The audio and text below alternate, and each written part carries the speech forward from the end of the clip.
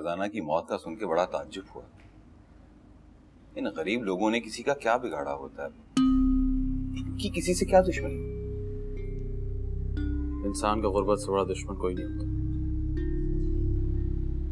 बड़ी ही पुरसरार मौत मरी है फरजाना। क्या मतलब अम्मी? मैं समझा नहीं, क्या हुआ? भाई ये क्या? आप खोल के देखिए।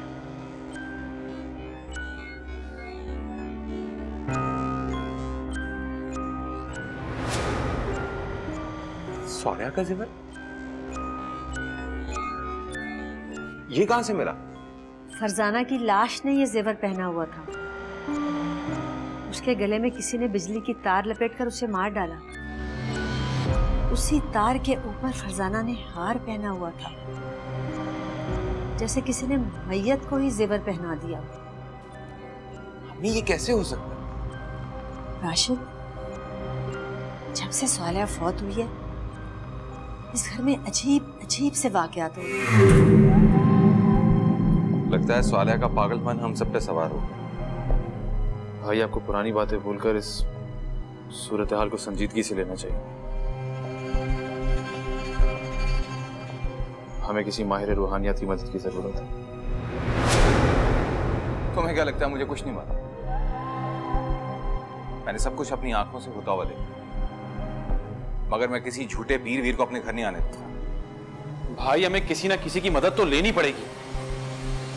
कोई मावराई मखलूक है जो हमें अपनी मौजूदगी का एहसास दिला रही है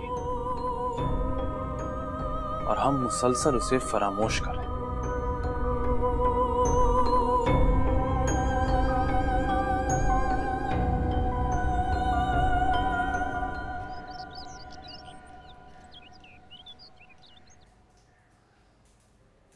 अरे ये क्या? काट तो गोभी रही है, रो ऐसा नहीं जैसे प्याज काट रही हो। रोने दें बीबी जी, दिल का बोझ हल्का हो जाएगा। अरे हुआ क्या है बता दो सही, क्यों रोए जा रही है? अपनी बहन याद आ रही है, कैसी जवान जहां सबको छोड़कर चली गई। उस चोरनी को याद करके तू रो रही है, हैं? जैसी भी थी तो मेरी बहन ना। उसके छोटे छोटे बच्चे मुझसे देखे नहीं जाते। अरे चुप कर जा, बस कर दे रोना। अरे होनी को कौन रोक सकता है? हैं? काम कर। शुक्र है मर गई, कमबख्त मारी, दफा करो उसको।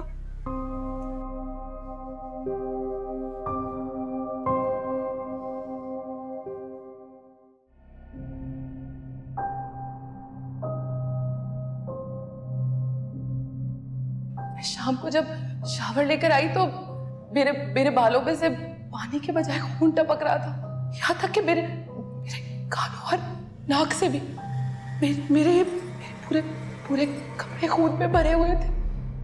लेकिन जब नजमा आई तो सब कुछ नॉर्मल हो गया। ये चोटें मुझे कब लगी मुझे याद नहीं है। मुझे में तकलीफ भी नहीं है राशिद। इस घर में कुछ है जो किसी और को दिखाई नहीं देता, मुझे दिखाई देता है।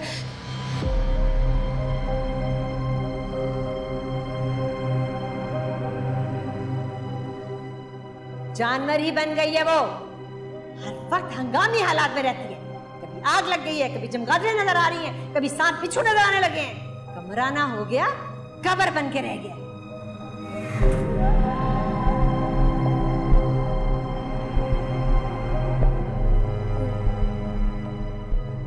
बाल जल गए थे, मैंने काट दिए। पूरे बालों में आग लग गई थी, काट दिए। मेरी मौजूदगी और गैर मौजूदगी में सोलह के साथ बहुत कुछ हुआ जो मैं नहीं जानता। साजिद बिल्कुल ठीक कहता, इन खौफनाक वाकयात के पीछे कुछ न कुछ तो ऐसा है जो हम नहीं जानते। किससे मदद लूं?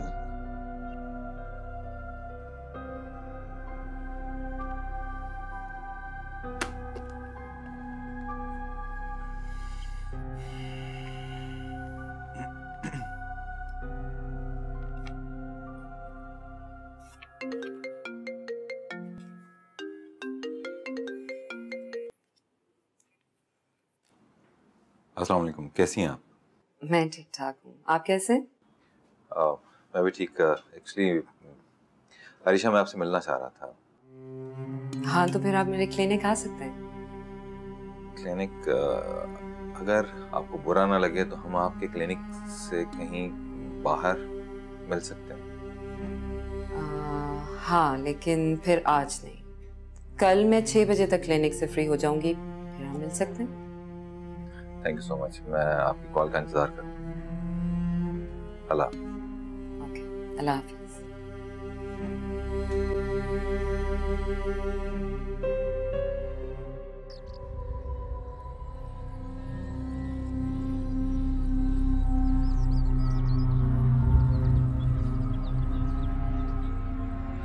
सौर्या का जेवर? ये कहां से मिला? फरजाना की लाश ने ये जेवर पहना हुआ था। उसके गले में किसी ने बिजली की तार लपेटकर उसे मार डाला। उसी तार के ऊपर फरजाना ने हार पहना हुआ था, जैसे किसी ने मैयत को ही जेवर पहना दिया।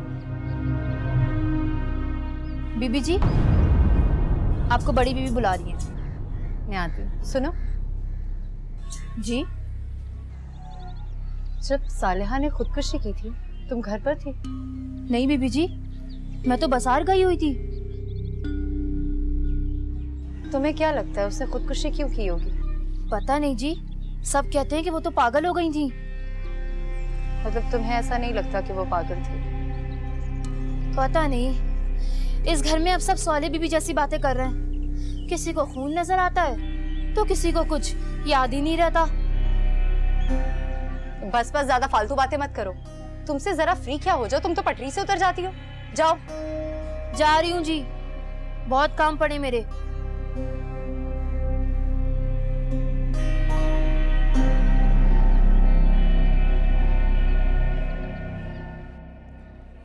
सॉरी, मैंने आपको जहमत दी।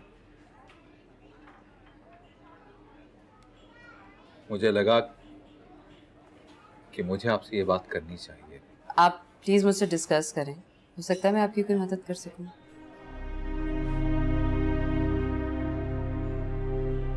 अरीशा, आप रूहों पर यकीन रखती हैं? बिल्कुल यकीन रखती हूँ। ये जो बातें हम कर रहे हैं, ये जो हमारे एहसासात हैं, ये हमारी रूह है। और वो जो जमीन बोस होता है, कीड़ों की खुराक होता है, हमारा जिस्म। मगर ये सब आप क्यों पूछ रहे हैं? इस चीज पर कितना यकीन है कि रूहें हमारे आस पास मौजूद हो सकती हैं? हमारे मजहब के मुताबिक तो रूहें इस दुनिया से दूसरी दुनिया में कूच कर जाती हैं, बरज़ख में होती हैं।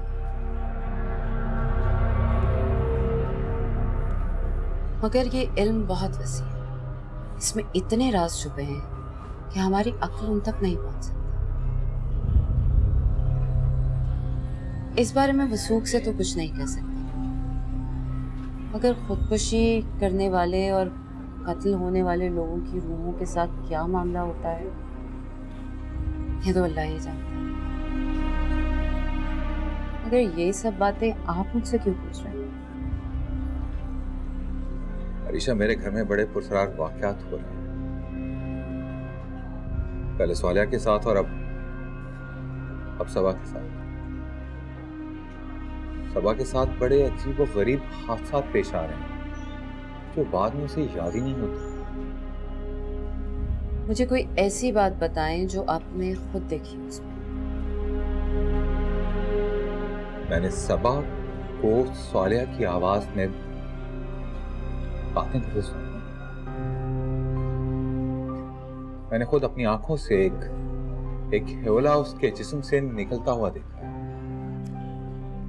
देखिए राजा, जन्नात और रूहों के वजूद से इनकार तो नहीं किया जा सकता। अवराई मखलूक के बारे में सोचने से पहले हमें इंसानी रवैयों को जांचना चाहिए। मैं समझा नहीं। आप यकीन नहीं करें, नफ्सियाती अमराज में मुब्तला इंसानों को जिन भूत दिखाई देते हैं, खौफनाक आवाजें सुनाई देती। उस मरीज की बातें दूसरे लोगों की सोच को भी उसी तरफ माइल कर देती हैं कि इस घर में साया है।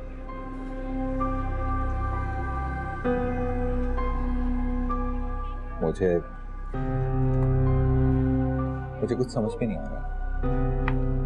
आप जो बात कह रही हैं उसमें लॉजिक है, लेकिन मेरे घर में मेरे घर वालों के साथ जो हादसा पेश आ रहे हैं मैं उन्हें नजरअंदाज नहीं कर सकता। मेरी आंखें धोखा नहीं खा सकती। मैंने सब कुछ अपनी आंखों से होते हुए देखा है। मुझे आपकी सोच से तजाद है। सबा से मिलकर सिर्फ ये जानना चाहती हूँ कि जो लम्हे उसको याद नहीं, आखिर उन लम्हों में क्या हुआ था। उसके बाद आप फैसला करें कि आपको माहिर अमलियात के पास जाना चाहिए, साइकियाट्रिस्ट के पास।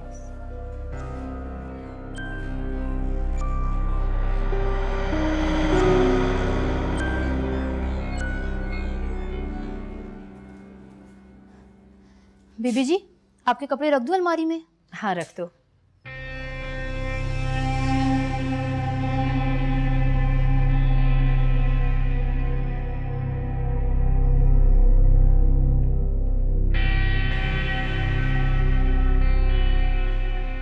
नजमा जी, बात सुनो। जी बीबी जी।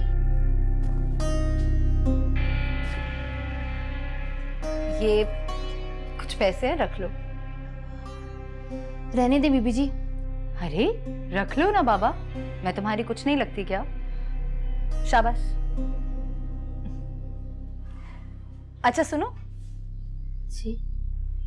सालेहा तुम्हारा बहुत ख्याल रखती थी ना? जी बीबी जी। मेरी सालिया भाभी का दिल तो सच्चे मोती जैसा था। गरीबों के लिए जी बड़ा दर्द था उनके दिल। मेरी बीबी जी तो हूरों में होंगी। वो तो है, लेकिन अम्मी उसे बहुत बातें सुनाती थी ना। छोड़ें जी, हर एक ने अपनी कब्र में जाना है, अपने बुरे अमाल की सजा भुगतनी है। वो तो है, लेकिन फिर भी क्या बातें सुनाती थी उससे अम्मी? माफ कीजिएगा, आपको तो पता है मैं अपने काम से काम रखती हूँ।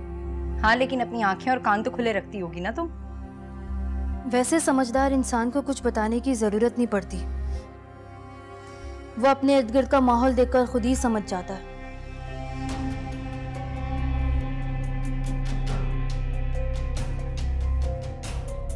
वो तो मैं अच्छी तरह समझ रही हूँ, कौन ऊपर से क्या है अंदर से क्या है, मुझे सब दिखाई दे रहा है। और ये नजमा, ये भी बड़ी मीसनी है, कभी मुंह नहीं खोलती।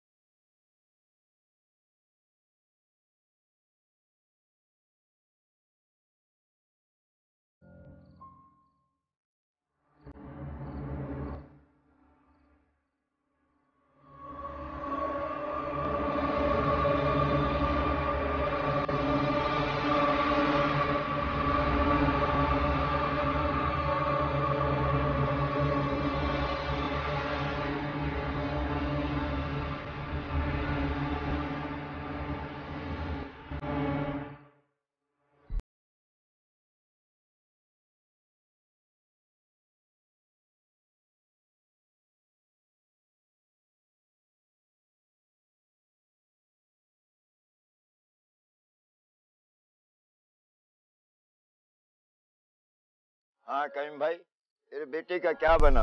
तावीज पहना दी थी उसको? हाँ तावीज तो मैंने पहना दिया था, पर कुछ खास फर्क नहीं पड़ा। मुझे तो कुछ और ही चक्कर लगता है। क्या लगता है तुझे? मुझे लगता है कि मेरे घर में किसी ने जादू टोना करवा दिया। मेरी तो बीवी भी पागल बनी फिर रही है। परेशान होने की कोई बात नहीं है। अगर फिर भी ऐसी कोई बात महसूस हो ना, तो पीर सज्जद शाह से राब्ता कर लेना, सब ठीक हो जाएगा।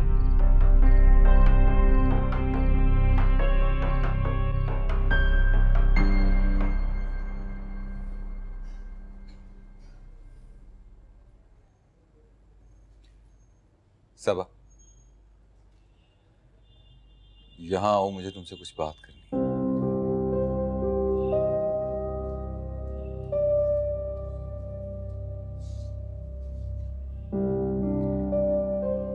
देखो सबा, शादी से पहले मैंने तुमसे इसलिए बात की थी कि मुझसे शादी करने से पहले तुम अच्छी तरह से सोच समझ लो, लेकिन शायद उस वक्त तुमने भी जल्दबाजी में फैसला किया।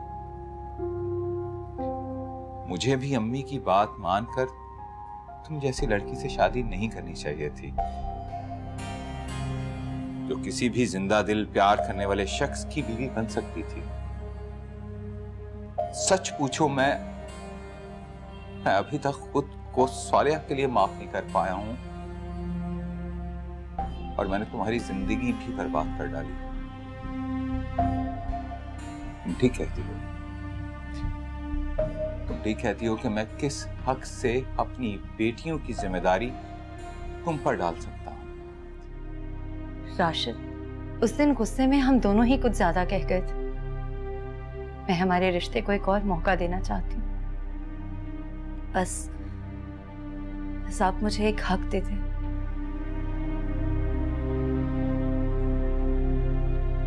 कैसा हक? इंतजार का हक, जब आपके कदम खुद ब खुद मेरी तरफ बढ़े,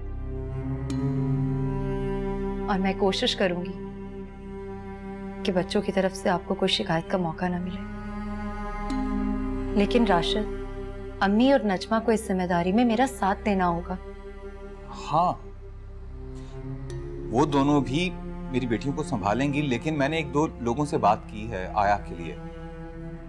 एक दो रोज में अरेंज हो जाएगी, वो आ जाएगी। जैसा आप मुनासिब समझे। सब आप मुझे एक बात और भी करनी है तुमसे, अगर तुम्हें बुरा ना लगे तो। कहिए।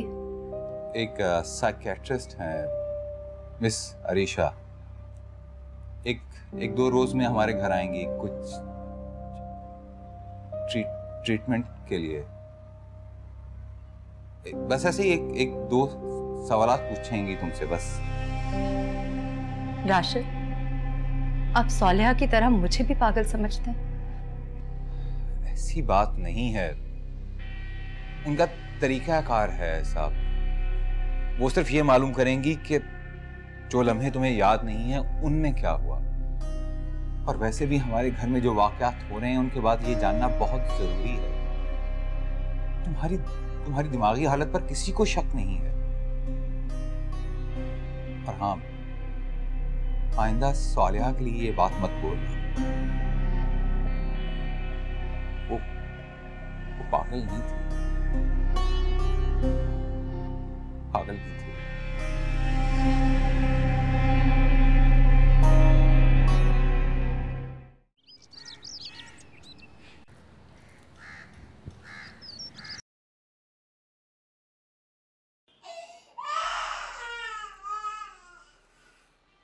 उठ गई मेरी जान का अजाब।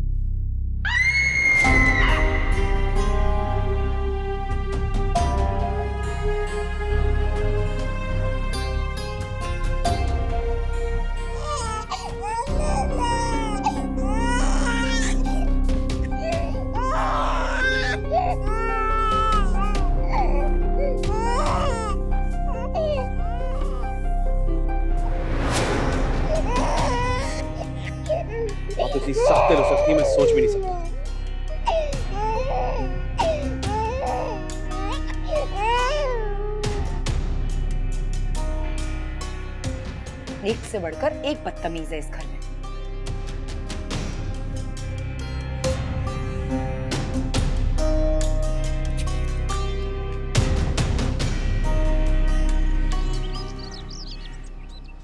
ठीक है, मैं देखता हूँ सी सेक्टर में। नहीं, आप बेफिक्र रहिए, मैं शाम में बताता हूँ। भाई मैं जो शफक की हालत घर पर देख कर आया हूँ, हमें उसके मामले में घर पे किसी पे भरोसा नहीं करना चाहिए। आप जल्द से जल्द किसी आया का बंदोबस्त करें। अरे यार, आया भी तो मुलाजमा ही होगी। भाई वो सिर्फ अपनी ड्यूटी अंजाम देगी, नजमा की तरह सारे घर का काम उसकी जिम्मेदारी नहीं होगी। अरे यार, शफक के लिए मैं खुद बहुत परेशान हूँ। हालांकि मैं नजमा को अलग से पैसे देता हूँ, लेकिन कोई फायदा ही नहीं। तुम ठीक कह रहे हो, किसी ना किसी मुलाजमा का बंदोबस्त करना ही पड़ेगा। मैं साबिर से कहता हूँ।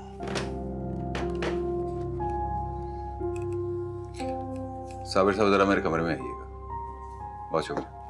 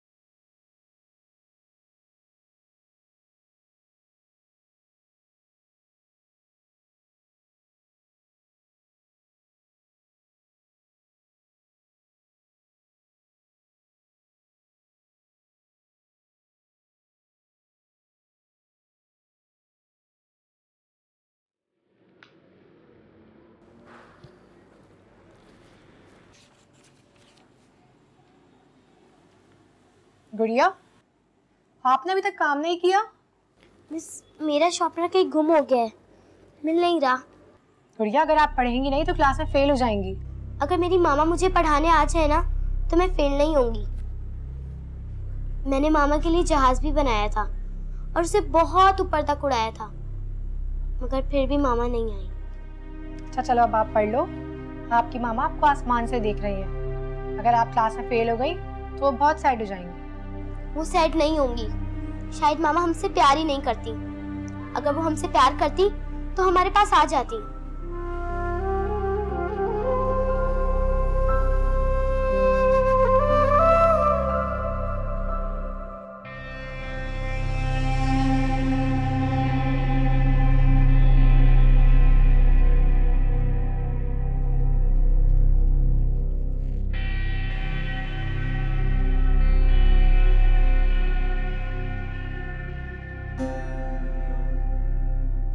राशिद,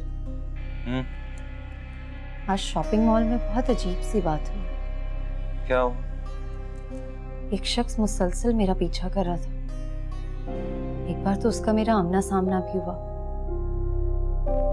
बहुत अजीब सी शख्सियत थी उसकी। देखने में कैसा? दिखने में तो ठीक था, मगर बहुत पुरस्कार शख्सियत थी उसकी। उसने अपने हाथों की सारी उंगलियों में नगीनों वाली अंगूठियां पहन रखी थी। लगता है तुमने काफी करीब से देखा है उसे। राशिद प्लीज, मैं इतनी सीरियस और परेशान हूं और आपको मजाक सूझ रहा है। अरे भाई, इसमें इतना सीरियस होने वाली कौन सी बात है? अक्सर आवारा लोग खूबसूरत लड़कियों का पीछा करते ही रहते हैं। नहीं राशिद, वो रिक्शे में भी मेरा पीछा कर रहा था। घर तक आया था क्या? पता नहीं, कुछ वक्त के बाद वो मेरी नजरों से ओझल हो गया था। अच्छा ठीक है, आइंदा तुमने अकेले बाहर नहीं जाना, किसी को साथ लेकर जाना। वो तो ठीक है, लेकिन अगर उसने हमारा घर देख लिया हुआ तो? I mean, कोई चोर डाकू हुआ तो? अरे भाई ज्यादा मत सोचो, होने को कुछ भी हो सकता है।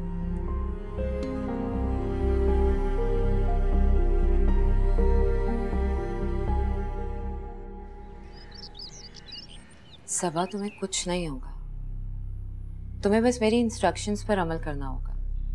मैं तुम्हें नींद में ले जाकर कुछ सवालात पूछूंगी। मैं जानती हूं कि आपको मेरे ज़हनी तवाज़ुन पर शक है, लेकिन मैं एक बात आपको साफ साफ बता दूं कि मैं हरगिज पागल नहीं हूं। चलती फिरती नॉर्मल इंसान हूं। सबा, साइकियाट्रिस्ट सिर्फ पागलपन का इलाज नहीं करते हैं, बल्कि दिमाग की वो गिरहें खोलते हैं जो इंसान को रोजमर्रा जिंदगी में तंग कर रही हैं। तुम्हें भी तो वो सब जानना है जो तुम्हें याद नहीं है। इसका तरीका तुम्हें नींद में ले जाकर तुम्हारा सबकॉन्शियस खंगालना है। मैं तो सिर्फ तुम्हारे खौफ की वजह जानना चाहती हूँ, और ये सब तुम्हारे ताबून के बगैर मुमकिन नहीं।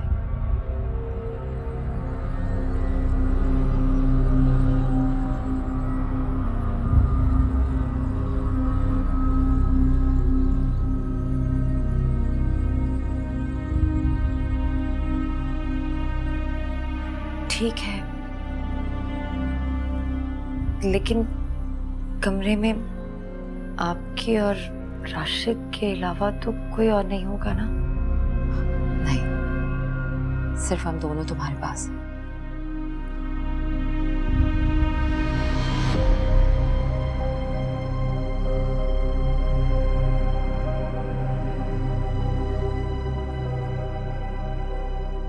राशिद साहब, आप लाइट डिम कर दें।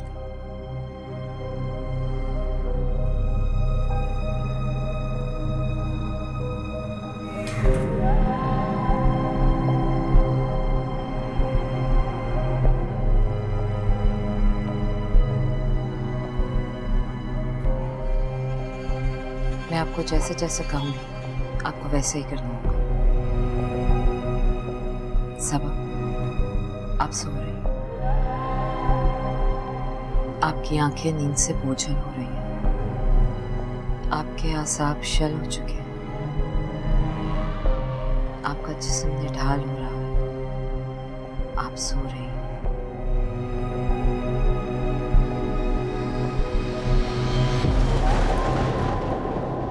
सबा, तुम मेरी आवाज सुन रही हो? तुम मेरी आवाज सुन रही हो ना? जी।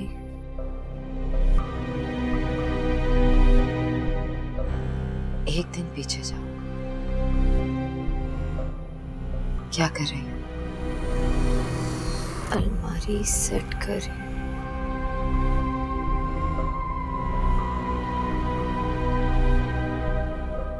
एक दिन और पीछे जाओ। क्या हो रहा है? शफक रो रही है। कैसी लगती है आपको शफक? मेरी जान का सांप है।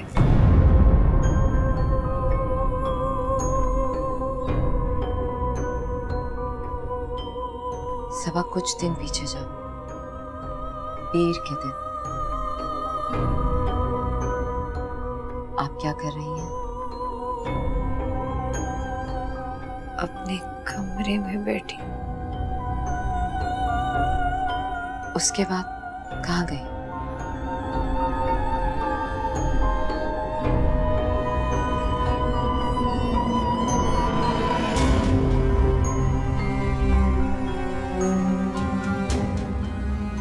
यहाँ बहुत अंधेरा है।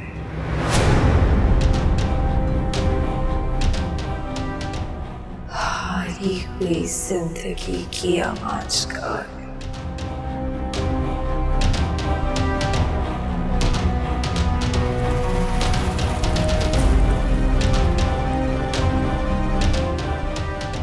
क्या कर रही हो? मिट्टी को रेत रही हूँ।